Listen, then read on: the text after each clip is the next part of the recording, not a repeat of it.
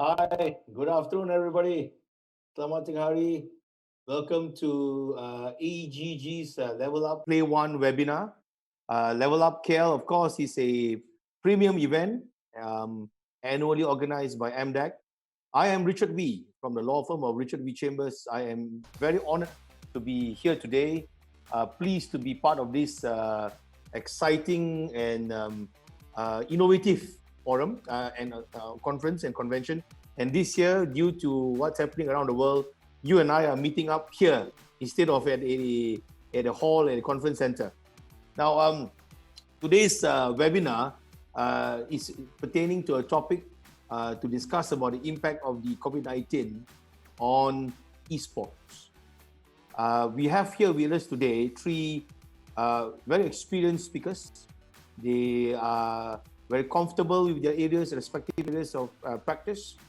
And I will be inviting them one by one after this. But this is how we will do the show today. We will first invite all three speakers to introduce themselves. And then we will then go through a few topics of discussion, because this is a dialogue. This is not a Q&A at the moment. This is a dialogue. And the topics that we hold today involves including the plans of MDEC in esports, media observations about esports, etc. And then at the tail end of this webinar at about 3:45, 4 o'clock, we will do a Q&A. So please feel free, those who are watching on Facebook, and I know this Facebook live broadcast is being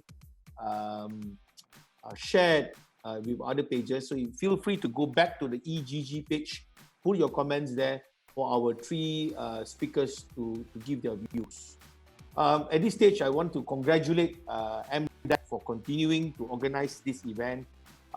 EGG Network, which is part of Astro, for organizing a fantastic online webinar. They've been planning this for weeks. The planning at the back has been fantastic. I want to congratulate Mervyn, Lai, and team. Mervyn and team, including Rachel, has been working really hard to get us here today. Now, the three speakers we have today, they are the top of the top in their game. That's my view. They know the stuff. The first gentleman is Encik Hasnul Hadi Samsudin. He's a vice president at MDEC, the Malaysian Digital Economy Corporation, and he is in charge of the digital creative content. And then, there we have those who are in the MDEC and know the gaming industry. You will know Hasnul. You cannot miss him. He's very enthusiastic and very passionate about this area. Secondly, we have Mr. Choong Khay, better known as CK Lee. Those who are involved in Esports, you would have seen CK in a few times. And I've personally met CK on a few occasions. And I can say this about CK, he knows sports and media really, really well. So we are very honored to have CK here today. And thirdly, we have Heng Leon. Leon is, of course, in the highly energetic and progressive esports company called IO Esports, led by a good friend of mine, Mr. Kenshi. So we look forward to hear from Leon, as he is clearly a definitive stakeholder in the business of esports. And it will be interesting to hear what IO Esports have to do here. So without further ado, can I first invite each speaker to introduce themselves for maybe 20-30 seconds, and then we'll go into the topic. Hasnul, all yours. Can I invite you to say hello and whatnot? Sure. All yours, Hasnul. Yeah, sure. Hi, I'm Hasnul Hadi Samsudin. I'm from the Malaysia Digital Economy Corporation. So my team is known as the Digital Creative Content Division. So within MDEC, when we look at the whole of digital economy, our team looks specifically into the areas of digital creative content, and these areas are focused on the areas of animation. So you may have heard things like Booba Boy, Upin and Ipin, and Agent Ali, and the rest of all the animations that we have in this country. But we also have a great focus towards building the game industry in Malaysia and in the region. So we're very happy to be part of this, and very happy that the EGG is helping us working together with us and all of you. Thank you. Thanks, Hasnul. CK, so maybe you can share with us what are you doing at Astro? All yours, CK. Hi everyone, my name is CK. me and my team came up with EGG Network. That was 5 years ago. And today we're in 8 different countries in Southeast Asia, including Australia. And we have branched out from being a TV channel now to doing events, doing marketing, as well as content production for esports. And lately we'll be getting into talent management in terms of the gaming streamers that we provide to a lot of different platforms. So thank you MDEC for letting us be partners for this year's event as well. Well done, CK. What a fantastic evolution, CK, from the time when you and I met over football, a discussion on TV, and for you, for me to see Astro diving into esports and expanding so well. Well done to Astro. A good foresight. Well done. So my good friend Leon. Hi Leon, you are the Chief Operating Officer of IO Esports. Can I invite you to introduce yourself, Leon? All yours, Leon. Yeah, sure. Hello, good afternoon, everyone. I'm Leon, the CEO of IO Esports. Today, I'm very delighted to be invited for this section today, along with the panels and moderator from different backgrounds. So IO Esports is a fast-paced 360 esports solution company in Southeast Asia. We are more into like doing live broadcasting, content creation, event management, and tournament management as well. Yep, thanks. Yeah, in fact, I can say, Leon, that all of us who have been following esports, watching IO Esports with excitement, because knowing people who are involved in IO Esports, you are also fairly innovative, and we will see how it goes. We wish you the best of luck in your future undertakings. Yeah. Yep. Thanks. Sure. Okay. To all the viewers, once again, thank you very much for logging on Facebook. If you are able to, may I invite you to please share this webinar on your respective pages. Let more people find out about this, simply because then we will be able to invite a wider range of Q&A at the end of this session, and then we will be able to hear more views there on. Now, the first topic of discussion, very simple, and to set the tone of our dialogue today, is to discuss the what is clearly the topic of the year, probably even the topic of the decade, which is COVID-19 pandemic. So, Hasnul, from where you are sitting, and literally we have to sit somewhere because we cannot go out of our house. We're stuck at home, right? So from where you are sitting, for the last 3 months, what have been your observation on the impact of COVID-19 on esports? All yours, Hasnul. Okay, thank you. Well, thank you, Richard. So let me just step back, right, where we started the year in January, right? I think one of the things that happened last year was that the Ministry of Finance under the Budget 2020 announced that a specific allocation was given to MDEC to look at building digital heroes, digital content heroes. Right? There was a specific call out saying that they will be allocating about 20 million ringgit. Then there's another 20 million ringgit for esports under the Ministry of Youth and Sports. But let's just focus on MDEC. So even at that time, we were very excited. We knew that this was going to be the very interesting, a very thoughtful year for digital creative content. We were going to incentivize, push, and sort of really promote this opportunity within the industry. So as we went along, I think what has happened, and we were thinking, okay, this year LevelUp KL, and if you've been to LevelUp KL, last year was the first time we actually did LevelUp KL, LevelUp Play, we called it. It was the first public event around LevelUp, and LevelUp has been around for almost 5 years already. This will be the 6th year of LevelUp. And the focus of LevelUp has always been around the professionals and also the game developers, right? And that was LevelUp Biz. So last year we decided to sort of level up and become LevelUp Play, and where LevelUp Play was sort of the impetus for us to actually allow our game developers and game developers around the region to showcase and get the public to be playing their games. And this was like a platform for and because we always hear from parents, they want to know more about game development because their children are very interested in this area.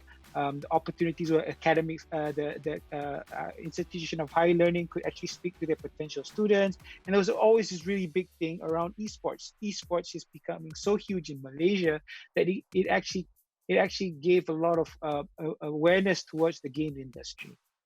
Then came COVID, right? So COVID happened, and whoa, what's happening? What?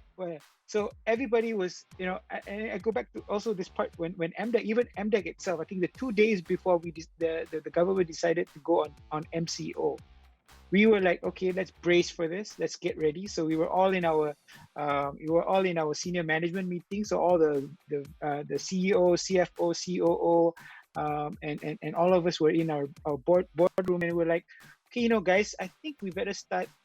We see that these things are happening around the region and the world. Things are being shut down. I think we have to really think about getting ready to be working from home, right? As an organization, right? And then we are the Malaysia Digital Economy Corporation. We had to be as digital as possible. So that same meeting, we were asked to go to our own rooms in the office, and then set up our, we had our Zoom accounts ready, and then actually log in and have our sort of senior management meeting online. Next thing you know, 2 days after that, MCO. So all of us as an organization had to be working from home. Now this then came to us, how are we going to actually run our programs now? A lot of our programs are very physical based. We actually run workshops. We actually have when people come to do their pitching for grants, they come physically we bring the judges together. Now we had to rethink, right? At the end of the day, there were things about building infrastructure for content creation and stuff like that in our minds. So we had to be agile enough to move, especially in very disruptive situations like this. And I think, actually digital helps. And I'm very glad to see that as an organization and as Malaysia, we're able to be as agile as possible. I think from the perspective of the government, and I'm sure all of you would agree with me, I think Malaysia is one of the sort of few countries that have actually handled this very well. But then we looked at sort of the industry and the requirements of the industry. We sent out a survey to various of our companies just to find out how are they coping with sort of being a part of this pandemic, right?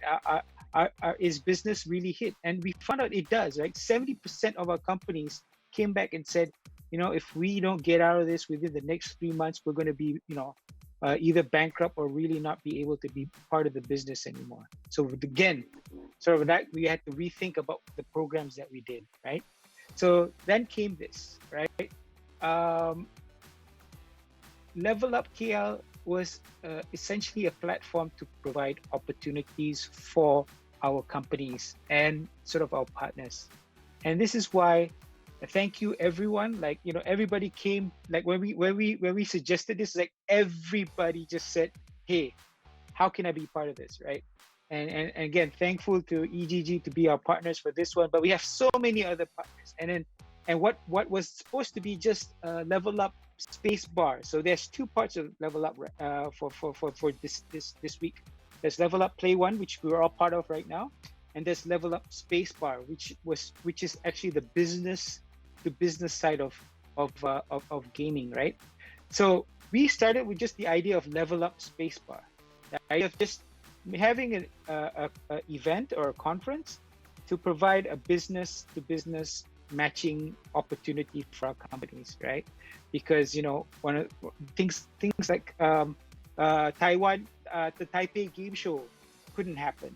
Things like now they've canceled Gamescom. I mean, not they canceled, but they have a digital version of Gamescom in Germany, and now canceled in Singapore and postponed in Singapore. And things that will happen to LevelUp. So we had to bring it digital. And I think this is the culmination from a one-day event. I was talking to my team. The head of my team is Mr. Mohan Lau. He's the man, right? So he put this together. Say first a one-day program, and that one-day program was just going to be this. Okay, where everybody's going to come into this. We call it a deal room. Everybody registered. They're going to have meetings online, and then boom, we're done, right? But hey, everybody wanted to get involved. So from a one-day event became a 4-day event, right? Yeah. This weekend is LevelUp Play One, and we see tournaments of our Malaysian-made esports games. Very happy to see that there are Malaysian-made esports games. Exinius, there's an invitational partnered with GTR and ESL. We have Combat Wombat, who's partnered with Matchroom. Mecha Wars partnered with Matchroom, and Hex Lords partnered with ePulse. And all these are Malaysian-made esports games, and we're very happy to see that. But also at the same time, again, my team being very ambitious, hey, why don't we do one for our junior kids, in Sekolah Menengah? Okay. So there's also another event happening with Kita Man called LevelUp Play One Junior Cup. I think about 400 teams registered, 300 of them were playing, and we'll see, actually right now, is the finals that's happening with students around the age of 13 to 17. And then we also have like Mega Cup, Gathering Cup with Flash Vision and Asia Sports Arena. And this esports webinar I'm just happy. Mervin and the team, I salute you guys. You've got the best speakers in the region and around the world to be part of this webinar. This is gold, right? So we're really happy to see that happening, right? And then a lot of other things like game showcases and server DNA. But just coming back to COVID and esports and where the government is really looking at, I think this is where we really need to be as agile as possible. You've heard of Prihatin 1, Prihatin 2, which is to help the people on the ground. Now they have Penjana, and Penjana really is about how do you sort of recover from that. And I think this is one way. This is one of those sort of milestones that hopefully later on you'll see that there'll be others that will come forward. So maybe that's where I will stop, and then later on you guys can continue. Yeah. Thank you, Hasnul. It's been a very infamous part of our history, COVID-19, and we've lost so many people on Earth, and there are still many people going through that. So I'm sure all of us here are very thankful that we are so far so good, so nice. And of course, commercially, the whole world's commerce have come to a standstill. And for Malaysia, we just woke up last month, particularly the last 2 weeks. So we all must persevere together. And at RWC, we've been using this hashtag, together we will prevail. Only together we will prevail. So thank you, Hasnul, for saying that. And I love how MDEC creatively adapt and adopt to the new, the infamous phrase, the new normal. Yes. It's fantastic. So it goes to show that MDEC is leading the way. Now, on that note, CK, so you've seen how MDEC has, that is Hasnul's observation. He saw it. Basically, we can see he saw, he conquered it, and now he's moving on. So what about your angle? From your observation, CK, what have you seen the impact of COVID-19 on esports? All yours, CK. It was very interesting because, my portfolio sits across both the traditional sports as well as esports.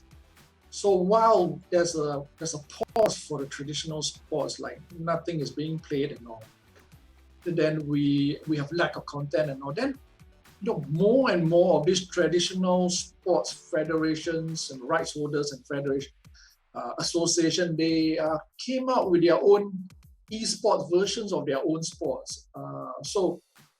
We have during the lockdown, we have like UEFA coming out with the E-Euro event, E2020 event. Obviously, the original Euro has been postponed to next year.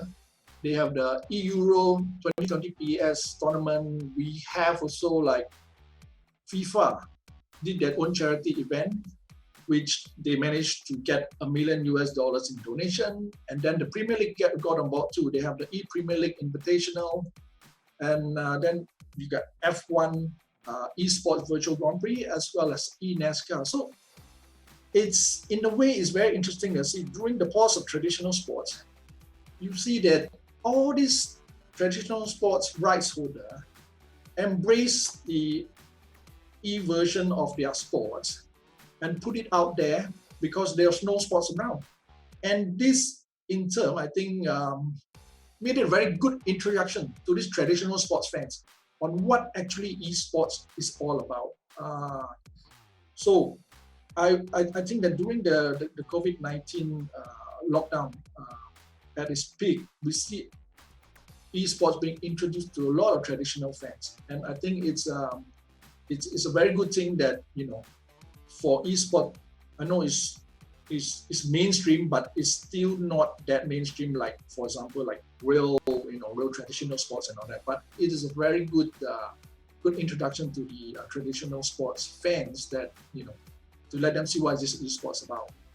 And of course, other initiative we did was, you know, we use esports to drive the campaign of people to stay at home and all that. So yeah, it was very interesting because I see through the entire landscape of sports, including traditional sports and esports, and then I see, you know, esports coming out during the lockdown to take over.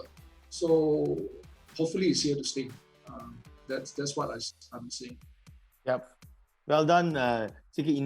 Indeed. I like the part you said that there was a social responsibility, actually. The part you said that EGG tried to use esports as a way to ensure that people stay at home.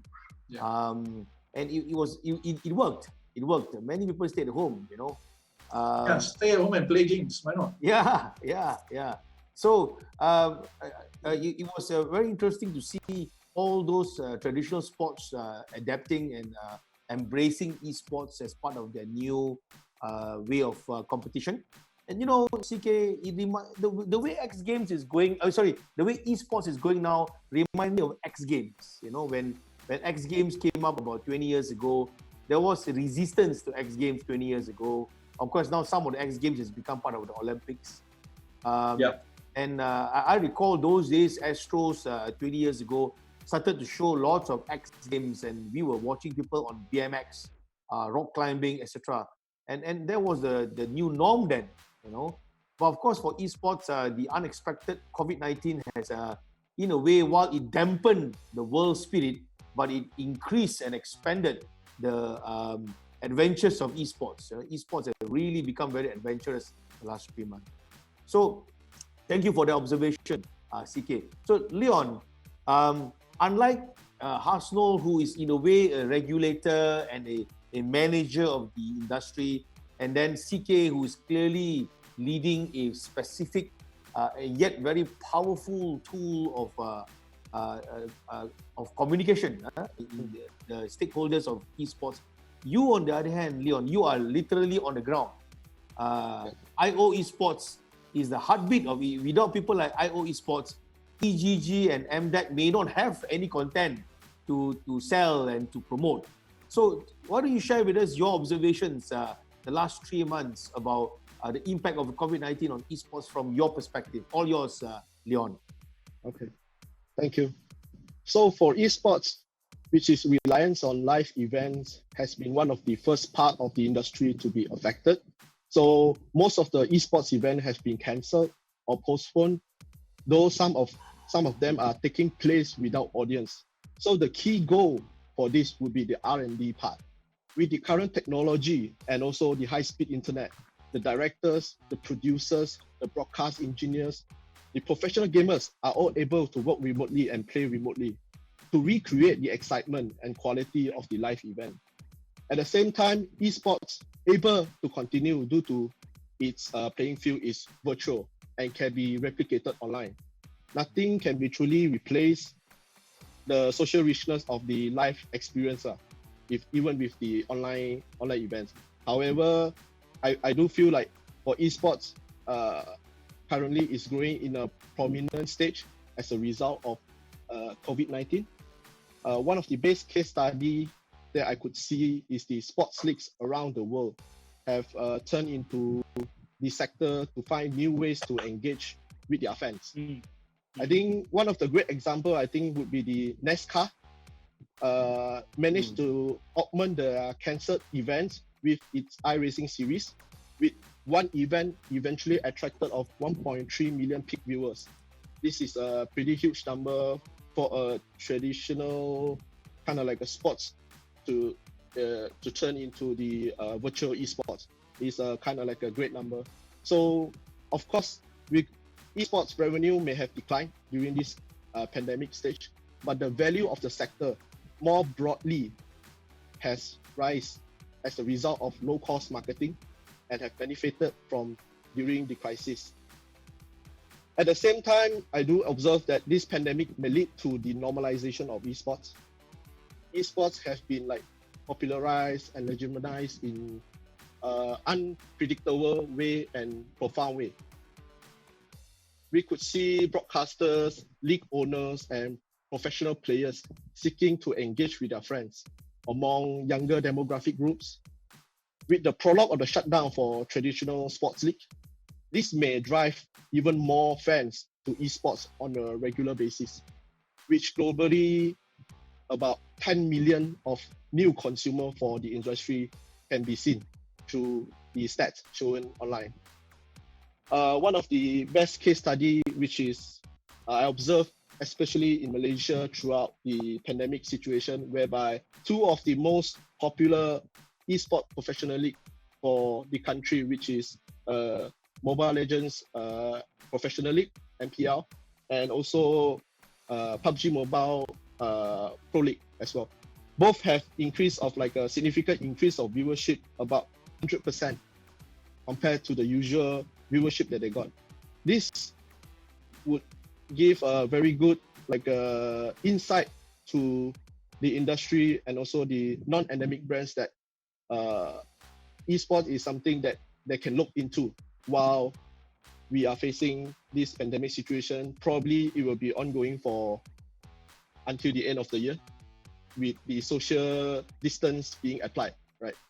So at the same time, this also serves as a reminder for the media companies and brands out there to remain addressable, that the market of esports is actually able to highly engage consumer and towards the mainstream. And we could see like also the overall upwards trend for online activities.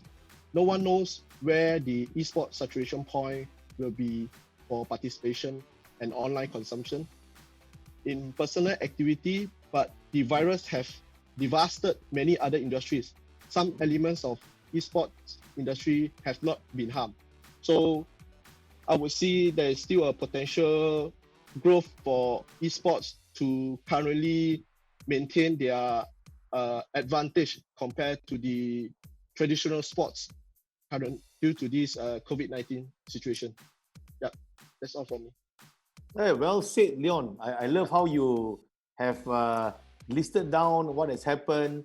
And from your point of view as a direct stakeholder, yes, I too notice games like Mobile Legend, MPL, and PUBG has become much more active.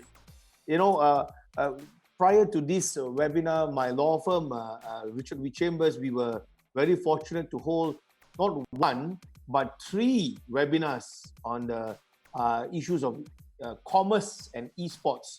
We had quite a number of speakers, and among the resonating issue which came up was the expansion of the value of esports, something you said, Leon. And it's just nice now to go to our next topic, where in fact I am going to merge 2 issues into one so that Hasnul don't have to speak 2 times. Where we now need to talk about the business of esports, the commerce of esports, the investment of esports, and where are we going with that? So, you know, Hasnul, being a team leader at MDEC, I was going to inquire from you what would be MDEC's future plans for esports. But maybe we can do 2 in 1 for you. What would be, in your view, I mean, this is not your view, this will be your internal input. We are getting it directly from the man himself, the future of esports from MDEC's point of view, and what is your observation pertaining to potential investment, commerce, and business of esports? All yours, Hasnul. All right, thanks. So Richard, I think from you heard from both CK and Leon. I think the opportunity has actually arisen, and I guess this is in part because of the situation we're in, but also in terms of maturity of the industry as a whole. A lot of people, I think, before even MDEC had pushed this, always thought that the games industry was very much and just entertainment, and very much just probably if it was developers, it's somebody doing in their own sort of little room by themselves, and it was a hobby. But what we have done over the past years is to actually look at this as an ecosystem, and we've from our perspective, MDEC and what we have convinced our stakeholders within the government is to seriously look at this industry as a economic growth area. And I think that's kind of why the government in the last budget, and also including with the current budget, see the potential of us to invigorate the ecosystem even more. Now, very specifically towards esports, I think our mandate, I would say, and this is something that I always talk to our team about. We try to as much not to be stepping over or duplicating the efforts of what the Ministry of Youth and Sports is doing. So we saw at the start of the COVID pandemic, and especially during MCO, there was a stay-at-home challenge, right, done by ESM and KBS. Huge numbers of esports clubs from around the country, from all the different associations coming together and thing. And I was very surprised to see so many esports clubs, from the grassroots level, which in a sense validates what the Ministry of Youth and Sports and us say about esports, and especially having people like IO Esports, and before it was MDEC, and all these different Kitamen, all these different esports companies, on how they can get the sort of general public involved. And coming back from what Leon said, getting the non-endemic brands sort of really looking at this and seeing that the opportunity and awareness of really reaching out to the youth, to the people that they want to target. And these are the guys that these are the people that will actually, at the end of the day, be the ones that will become more affluent, have expendable cash that they will be able to spend. And this is why you do it now.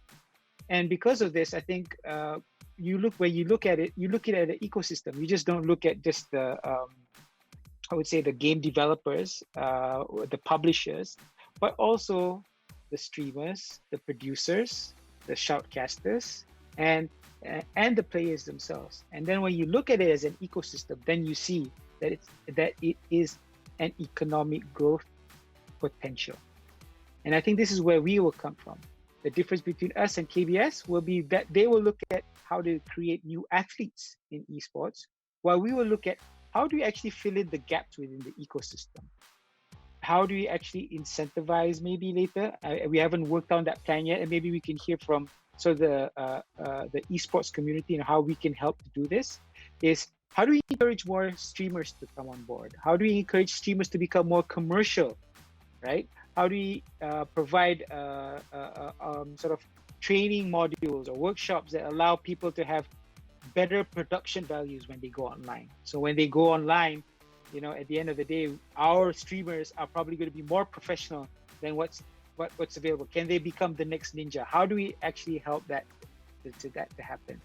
Then when we look at it, how to provide infrastructure, right? Could there be specific infrastructure? So before, like in the animation sphere, we actually provided rendering facilities for our animation companies. Could there be specific infrastructure that, hey, maybe we could build, well, for now we can't because of COVID, but maybe we could build a public facility where people can come in to do their own productions, right? A special production, or maybe work with partners, right? To help incentivize partners to help, teams to come and use their facilities.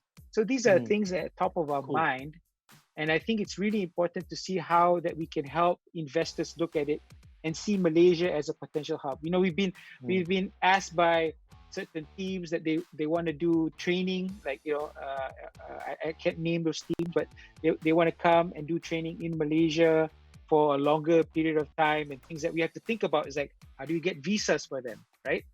How do we make it so that Malaysia is ready to accept esports athletes come into Malaysia and be able to do this? So these are the things that are always we get, and again, being the pioneers and being the guys who understand within the government, we will have to be able to sort of pivot and be agile enough to go and talk to immigrations. This is what we need to do, right? So this is the required. These are the kinds of people that are required to come. Are we able to help them out? They might not have certain professional experiences, but can they be afforded a professional visit pass? Things like that. So we are like in between between industry and government, and I think we pride ourselves, hopefully, to do that well. Yep. Well said, Hasnul. In fact, the last part of what you were mentioning, there is strong issues of regulatory. I think that's why Mervin wanted me to come in and moderate this session, because there are elements of regulation and law and rules in everything that you mentioned. All three of you are talking about, yeah.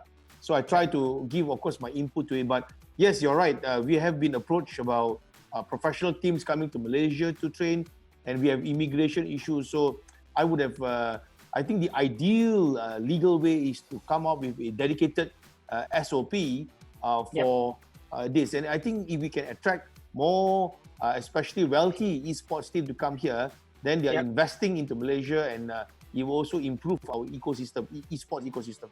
Yeah. So maybe later, Richard, we will ask you questions, and then you will give us free legal advice. Free legal advice publicly.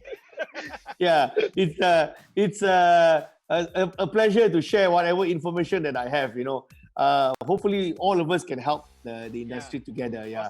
Awesome. But you know me, Hasnul. I'm just a phone call away. I know. So I like what Hasnul is saying. So he has set the tone. This is what someone in MDEC is sharing with us. This is what the government is looking at. The wider picture, the macro and micro image views. So now we flow to CK. And CK will take 2 in 1 because it's already 3:40. I want to try and take 2 in 1. We do want to know what is the media involvement of esports in the future. And I already see that you shared earlier that Astro is really invested into this. You have much interest in this. So in your view, other than speaking from the media involvement of esports, how do you foresee the reaction and the character and the attitude of the business community to invest into the esports business? All yours, CK. I think let's take it back one step backwards about the ecosystem that Hasnul mentioned. I think a lot of people need to be aware that, you know, all these numbers about how big esports and the video game industry is huge. It's huge. There's no denying that. But if you dig down further, you look and you get the details. You see that it's almost close to, I would say, high 80 or 90% of all the revenue just goes straight to game developers and game publishers. So, you know, all of us that I would call downstream stakeholders, people like us, as well as Leon, IO, you know, it's quite challenging. Esport, although it's getting there, it's still in Southeast Asia. It's still quite early days, in my opinion. And I think all of us, the stakeholders in the industry, needs to educate the corporate sponsors, advertisers, as well as government on how to make it viable that every stakeholder in this ecosystem survive. Hence, you see, when we started off with EGG 5 years ago, we just a channel on Astro. You know, we look at that entire ecosystem and say, hey, this is probably not sustainable if we just become a channel. So we look into doing like tournament organizing, look into managing talents, as well as now we are like probably one of the more established marketing platform for brands, advertisers, game publisher as well, game developer as well. So you can see the difference is more than 80% of revenue goes straight to the game publisher and developer, but we are just downstream, just having to work with the 20% of it. So that's a huge imbalance. But I think all stakeholders needs to get together to educate the industry and all the commercial partners on how we can make this work. In terms of AGG, we'll continue with our core strength, which is content development and content production. Before COVID and after COVID, we have technology that we can produce remotely, as well as content that we can produce for any corporate sponsors as well as advertisers out there. So I think, like I said before, it's good that everyone, especially the stakeholders, all of us, continue to educate the industry, especially the advertisers and the sponsors, on how to activate esports and make it better for everyone. Case studies are very important, like what Leon said about NASCAR, and for us, I think our biggest case study was KL. So we bring it along and we educate our clients about how to activate esports based on that. But of course, it's an ongoing thing, and we work on it every day. Yeah, well said, CK. Thank you. In fact, as you all know, some of you may know that I'm quite involved in sports and sports law. In fact, I'm a big sports fan, and I met CK in a sports TV show talking about Everton, the club which never win. Yeah, but but the point is being that the reason why I raised that, CK, is that I think for many a times our traditional sponsors for traditional sports, they would rely on certain data and then invest in certain ways. Some advertisers just go in blindly because it's football, it's basketball, But in my view, actually, I think esports cannot be approached that way. I think esports for advertising purposes and investment purposes, it actually must be seen from the game point of view towards sponsor, not sponsor going in and see what I can get. Because the character and the identity of esports is absolutely different from football or badminton, for example. And the viewership are different. The kind of people who watch esports have a different desire and a different ambition when they watch it. The legacy, very important, is legacy. What is the legacy that esports is going to leave behind? So if you can tackle the legacy, you can tackle the sponsorship. And that's how I usually advise my potential sponsors for esports. Yeah. It must be seen differently. And I like how you're doing it, because it is very obvious that even though you are heavily involved in traditional sports, Astro is approaching esports very differently from you, the way you approach, for example, football, So well done. I do hope there are more people who invest into Malaysia. Like Hasnul say, we will be and we can be the hub for not just esports, but for sports. We are right in the middle of a powerful sporting region. Southeast Asia is all about football, badminton, basketball, the best basketball teams in Philippines. Sepak takraw, the king is here. Best badminton players are here. Of course, China will say differently, but we are really, really strong, so Malaysia can be the hub. Now, flowing from there, thank you for sharing your view so far, Hasnul and TK. So, Leon, you've heard the two gentlemen. So, Hasnul shared from their angle of from a regulatory purposes, and of course, CK came from the media purposes angle. So from your side, being again, my phrase I use for you, a direct stakeholder, you are really directly involved, organizing tournaments, etc., etc. How do you foresee esports attracting business, sustaining business, and maintaining the current flow that we are having now, the current trend that we are going now? All yours, Leon. Okay, so when investment this word pops up, I think two things that comes into my mind: new investor and also like commercial partner slash sponsors, right? I think throughout this period we could see great numbers of esports. So I think these both parties will be attracted to this esports space, and they could see like based on the numbers they could see like rapid rise in the popularity, and people are also looking for alternative entertainment to fill the social void as much as being entertainment for many people. So, but I believe like it won't be a easy jump for this company to adapt into this, because like there are very few decision makers that truly understand this esports space. So there are a lot of party like probably MDEC and also EGG plays a huge important role, like how do we show and demonstrate to the investor over the maturity of the market for the next few months, and supported also with the competence and also strategic management teams to drive this as well. So this to avoid like to blow away some misconception towards the market, and also helps to unlock a new set of investors, brands, and also sponsors that have not been available until now.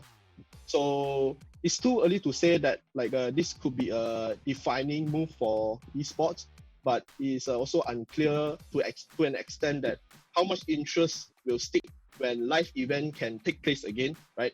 And lockdowns are lifted.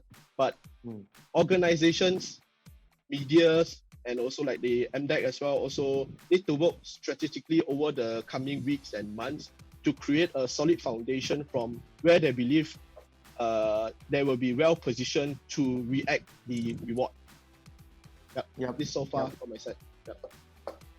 Wish you again earlier. I really wish IO Esports will expand. It's always very warm to see local companies, not just from Southeast Asia, but as a Malaysian, to see a Malaysian company expanding. I really hope IO Esports can be a team, the leading company. I think you all are already there. Let's hope you continue pushing it through. But yes. Yeah, just want to add. I think IO Esports is a global company already, not just local company. They are global already. I'm so proud of them. I'm so proud. Well Even EGG, they are global already. Yeah, well man. Done, well done. Don't play. Malaysia boleh. Yeah. But I just want to make sure that everybody understands that IO Esports is already a global company. Yeah, a local company which went global. Local boy. Yeah. So well done. So I like the word you used, Leon. You said the word branding, and that is something we can even do one whole session just branding of esports on that. That was why, as I told you all earlier, when RWC held a webinar on esports, every webinar was almost 2 hours, and it was so intense that we had to have 3 sessions with 3 different group of speakers. It was fantastic. I loved it. So branding. Maybe EGG may want to do another webinar on branding later. So guys, to sum it up, and then we can go to Q&A. Something light to end the session before we invite Q&As. I think the EGG people can start putting up the Q&A below the screen so that we can address it. Maybe we can address 3 or 4 questions. But gentlemen, there are some games which just came up, and what is your favorite new game now? And favorite new esports now? Hasnul, what's your favorite new esports game or any game now? Wow, esports. Well, I know Valorant came out, but I just only tried it once. I don't have much time to games because, yes, there's so much things to do right now. I level up, play it, and everything. But the latest game, which I just finished last night, was Final Fantasy VII Remake. I just thought it was a bit too long, but it was a great game. I thought it was just a bit too long. There's some to the point that I had to keep for myself to finish it. But I'm really looking forward to The Last of Us 2. I think that's going to be a very amazing game. I think it's 96 on Metacritic right now. And also, I thought by the end of this month we'll get to play No Straight Roads, but because of COVID, Yeah, no straight roads from Metronomic had to be pushed to sometime middle of summer. So, yeah, so we'll have to wait for that. But yeah, I'm excited. There's so many games coming out, and this is the time to play, I guess. But we'll see. Well, it's amazing, isn't it? The amount of new games coming up. People are so creative. The game developers are so brilliant, and then the publishers, the way they brilliantly market the game, like Valorant, fantastic. Yeah. So, CK, what is your new favorite esports game at the moment? I mean, obviously, I'm too old to do esports. Reflexes are not good, and probably get hit shot like 20 times in a row. So I'm like, I play a lot of offline games, and during this MCO, I finished a lot of my old games. I finished Red Dead Redemption 2. Wow! I finished Assassin's Creed Odyssey, and I finished Pokemon Let's Go on my Switch. And now I'm playing Fallout 4. It's gonna be another 100 hours there, I think. Wow, superb. I spent 170 hours on Odyssey, man. That was one of my favorites, man. I can't. I stop at 90. I can't. Yeah. All right. What about you, Leon? I mean, surely you must be playing a lot of games, man. I mean, Leon probably play online. He's young. Yeah, man. I love your work. Leon's job. He's actually paid to play games. So I mean, what brilliant, man. So what's your? So I think recently the latest new game that we play, probably the same as Hasnul, which is Valorant. We even have like an internal company competition to fill out the social distance, and also like to keep in touch together with the colleague as well. So like it's been ongoing for like 3 to 4 days already internally. We had this online tournament for Valorant. So overall the game was pretty good, and we do see potential for the game to grow big, especially like in Southeast Asian market as well. Excellent. Unfortunately, I am an old man. I'm not surprised if I'm the oldest among the four here. And the game I'm playing, don't laugh, guys. Don't laugh. It's called Football Manager. Oh, I remember the game. I do play that as well. Yeah. I still play. Classic, bro. Classic. Yeah. So in my game, Everton is champion every year. Yeah, the only time they win. Yeah. I'm sure you used the Big Daddy cheat. Shh, don't say. Well, okay. I like the fact that all of us here, despite having a serious career, are still keeping in touch with our human self. I mean, some games will always help to cheer us up. Life is so serious. Why must we take everything so seriously, isn't it? And esports is one of those times where you can have fun and take things seriously at the same time.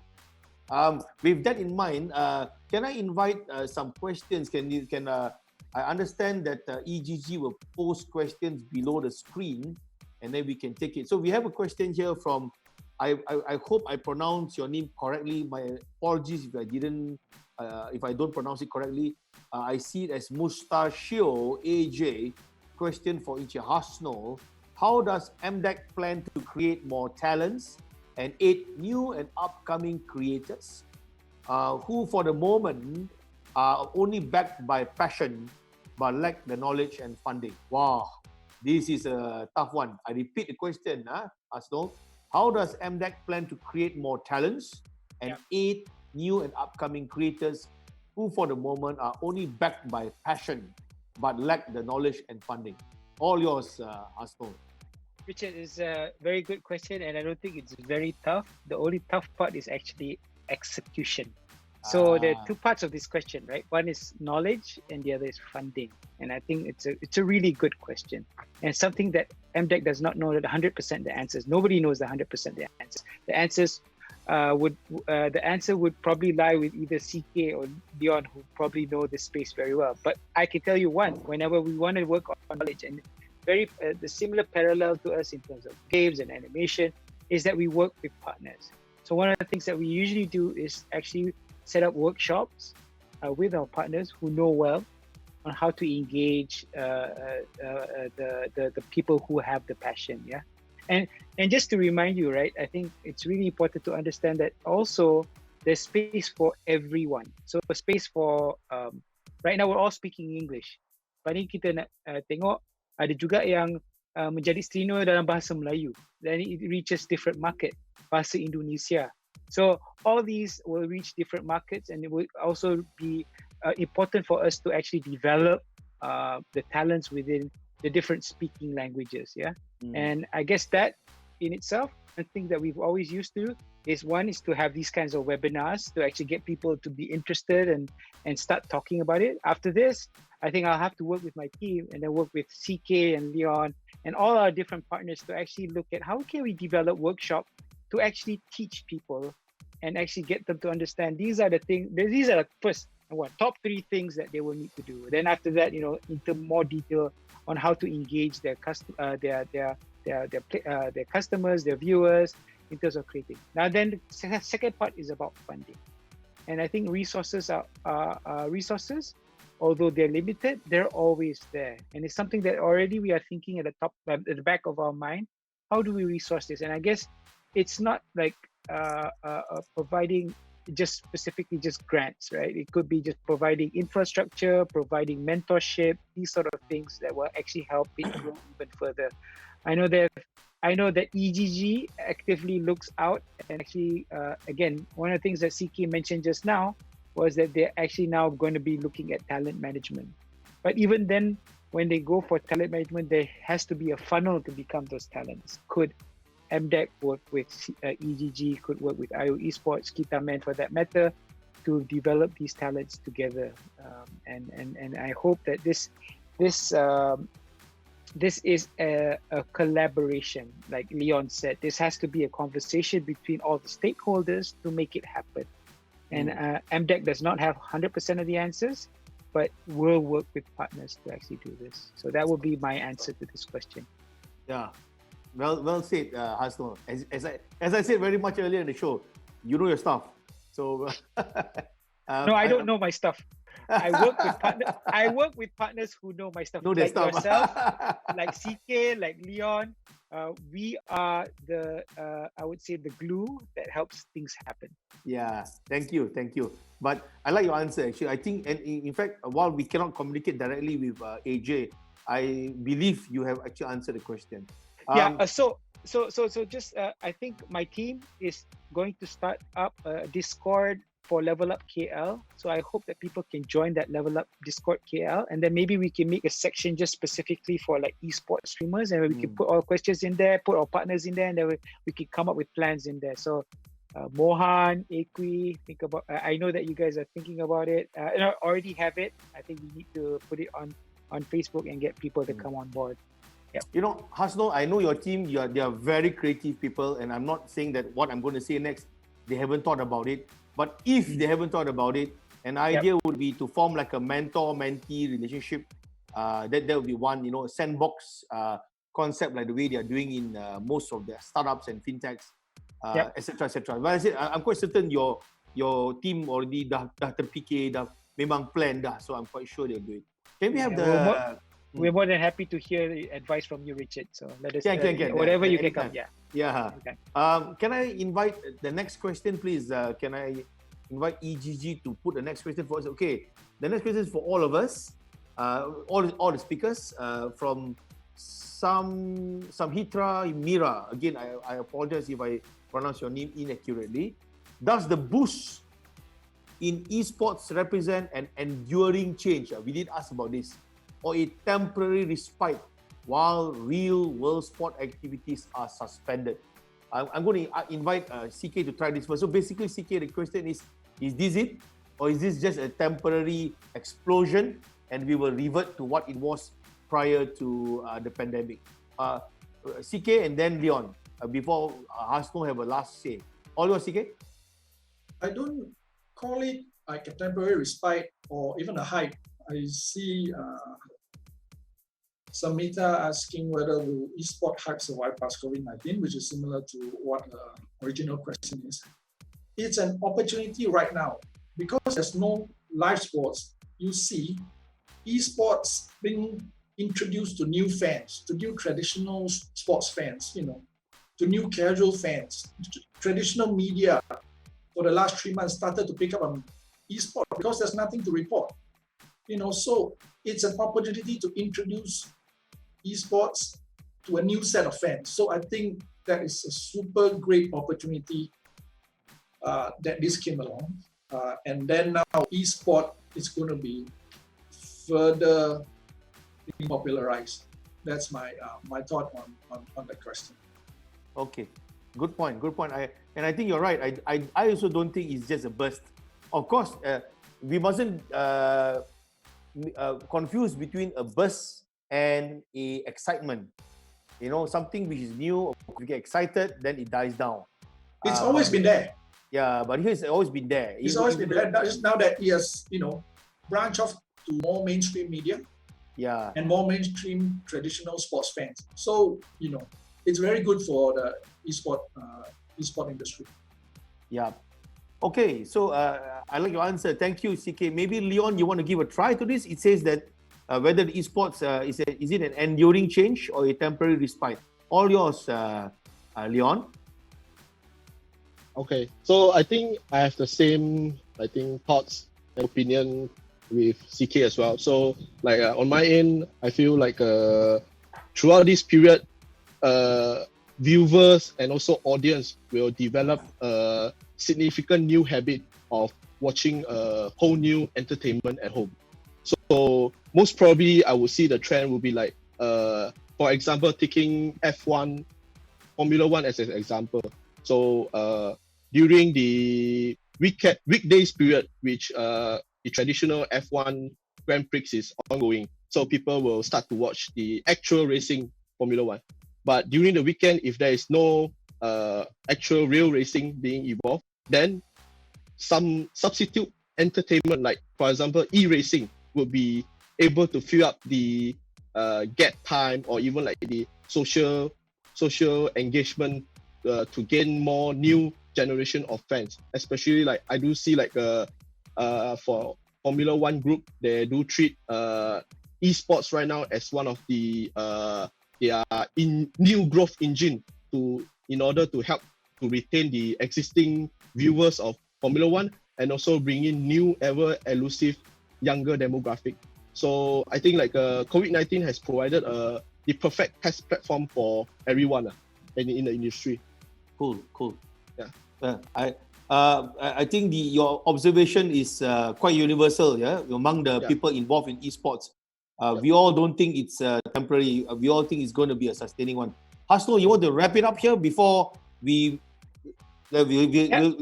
you wrap it up first? Yeah. The question is just very quickly. I think just my addition to this is this, that it's just about the rate of growth. So the delta has really changed for esports. It's good. It's going to grow. It's keep growing. I think it's just faster now. There'll be more eyeballs onto this. I think this is where those within this area have to take the opportunity. And then again, I agree with Leon. It's really how do we, and CK, how do we educate the advertisers, the agencies that this is an opportunity, right? And it's similar to this. LevelUp will never just be a physical event anymore. Then now it has to be both digital and physical at the same time. And what it just means that we'll reach more eyeballs, more of the public that will understand and be more aware of the opportunities within this industry. Yep. So it's here to say we are all optimistic, and I don't think it's just optimism. I think that's the reality at the end of the day, right, Richard? I tend to agree. All right. So with that in mind, we've got 5 more minutes. Maybe we'll take one final question. At the same time, I actually really want to invite all 3 speakers to give their summary. So maybe we'll try, because I'm looking at some of the questions are quite wide. Is there any question we can try, Rachel? No, Okay. I tell you what, ladies and gentlemen. There's one more question. Okay, it pops up. Okay, all right. From Ridiculous Gaming. Last question of the day before I invite the speakers to give their summary. Content creation are very limited. The ecosystem is so narrow, even globally. How will we expand the industry? So I'm going to break norm and I'm going to invite Leon first, followed by Hasnul, and ending with CK. So Leon, looking at this, Leon, content creation are very limited. The ecosystem is so narrow, even globally. How will we expand the industry? You want to give it a shot, Leon? Yeah, I think for this is mainly like content creation is a very broad subject, right? So live broadcasting can be also considered as a content creation. Even like streamer doing live streaming on Facebook also considered as a part of the content creation. So it's about how do we integrate the whole thing and repackage it into something valuable and a number for us to show to the probably potential investor or also commercial partner in order for them to buy in. Right now, the current market is pretty much saturated, right? We don't have a proper data or insight that could really convince the market value of the esports based on the number itself. So I think like most probably like what Hasnul said, like MDEC, EGG, and all of the stakeholders should like sit down together to come up with a tangible number for us to represent the overall market value of esports in the market. Yep. Oh, well said, Leon. We are probably ready for it, huh? So, Hasnul, what is your view? Content creation are limited, ecosystem narrow, all yours. Yeah. So I always go back to what I learned about media, right? It all depends on the platform you're on. How you build the content will manifest in the platforms, and how successful it is will manifest on the platforms you come. We have like this talk, right? We're talking for almost an hour and a half already, but there's very specific nuggets that we can use later on to actually keep alive the conversation. And then there are many platforms, not just Facebook. There's also TikTok. There's also Instagram. There's also there. So if I already even talked to my team, right? There's so much nuggets in what Leon had to say, CK had to, you had to say. Can we cut it up into little pieces later on and use different platforms to reach different audiences? So don't look at just content creation based on what we see in streaming, but look at the opportunities and the reach that you have based on the media platforms that you have. So on Astro would be a different group of customers. On TikTok, there'll be different group of customers. So be very, very intelligent enough to use whatever content that you have and to see what kind of things that are more relevant to your audience in the platform that you're on. So that would be my advice. I think that's how you would expand. So clearly, in your mind, there is a roadmap ahead. We have a roadmap towards this, and we will build on it. Yep. Well done. CK, Yep. you want to have a last say before then I invite all of you to have a summarized words, then we call it a day. All your CK, the question? I think if you talk about content creation, it's as limited as you want it to be. If you only look between the esport and gaming kind of pillar, then it's going to be limited to that. What we need to do is look outside of that. What Astro does so well is we are an entertainment company. While we have an esport business, we try to marry the best cases from entertainment to esports. And you know what thing that ties everything together, even from esport content to sports content to non-sports content, there's one unifying factor that's tying everything together that will resonate with all the fans and consumer. It is only storytelling. As long as you get that right, the fans will come. The fans will give you a thumbs up. You get good feedback. So you have to think of storytelling as the unifying factor. At the end of the day, put yourself in the shoe of your viewers and think of what they want. Yeah. What they prefer to watch. Yep, exactly. It's all about the narration. If we narrate it well, we can capture the imagination. It's a narration and imagination. Well said, CK. So with that in mind, thank you very much to the speakers. Let me summarize today's very, very insightful webinar. The three speakers shared their personal observation on the impact of the pandemic on esports. all three speakers are very optimistic, and as in the words of Hasnul, it's here to stay. No more optimism is actually here. And all three speakers shared their views on the investment on esports. So later on, those who want to watch this again, you can rewind and then watch it, where they share their views on how we can attract sponsors, investors, and business opportunities. It is about the value, and it is whether esports is a sustainable business. And all three shared that it is here to stay. Esports will be here to stay. And lastly, we then covered on the issue of media and new games, etc. And the Q&A has been very, very insightful, very good questions so far. So can I invite each speaker to have your last maybe 10, 15 seconds of your last commentary before we wrap it up and the next webinar starts. Hasnul? All right, so just to wrap it up, again, we all see, and even within MDEC, there's great opportunities. But more importantly, if I want to find relevance to myself, I just look at my son. He's 10 years old. He came to me today, sat down next to me, and said, "Hey, Daddy, I'm a captain in my in this tournament." I said, "Huh? What captain?" Yeah, in the counter Roblox they call it. And he's already 10 years old and getting ready to become a captain of his team already. So this is the thinking at that level of age already, and this is already there. So I think it's really important now to be able to adapt and be able to it's not about taking advantage, but really about getting ready, all of us, that this is the future of what's happening with the kids, with the youth. How do we actually be able to be ready for it?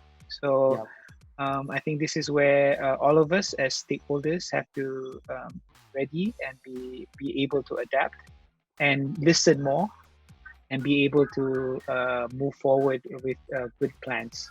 Yeah, thank you for that, Hasnul. Basically, step in and step up. Exactly. Step in and step up and stay there. So okay, CK, your last comment summaries and maybe your goodbye notes to our viewers. I think the industry in the region is still quite young, and since we are at that stage, all the stakeholders need to support each other for the betterment of eSport, especially in the commercialization portion of it. So the more we work better together, I guess, surely at the end of the day, we'll see some sort of returns. Yeah. Mm-hmm. Yes, we will. We will see returns. I'm certain of that. And Leon, your final words, final comments? Yeah. So for IO Esports point of view, I think we do see esports in snowball stage and still have a huge potential to growth especially in Southeast Asia. And at the same time, with what CK mentioned, it's important to work together with all the stakeholders of esports in order to ensure the overall esports is able to reach the maturity and also able to demonstrate to the investor the value of it in the market. Okay, and I'm sure IO Esports will put a lot of value in esports. We look forward to your growth, as I said earlier, and you're already a global business. So with that, ladies and gentlemen, to the viewers, can I trouble all of you and invite all of you to give a cyber round of applause to these very fantastic three speakers who came prepared for the talk. Thank you, Richard. Thank you to you, man. Our awesome moderator. Anytime. Everyone. Yeah, and I think we all, I repeat, thank MDEC, EGG, and Mervin's team in EGG for doing a fantastic job on this. I will end this because we got another webinar coming up. We're eating into the time. I'll end this by saying this, that as I said earlier, it has been an awful time. We've seen a lot of our fellow human beings going through a tough time, losing their lives, but we can prevail, and we will prevail, and we will do it together. So together, we will prevail. So terima kasih Malaysia. Thank you Malaysia. Thank you everybody in the world. Take care. Goodbye. Adios amigos. So we will end this here now. Should I click? end or? Yeah. Thank you very much. Bye-bye. Bye.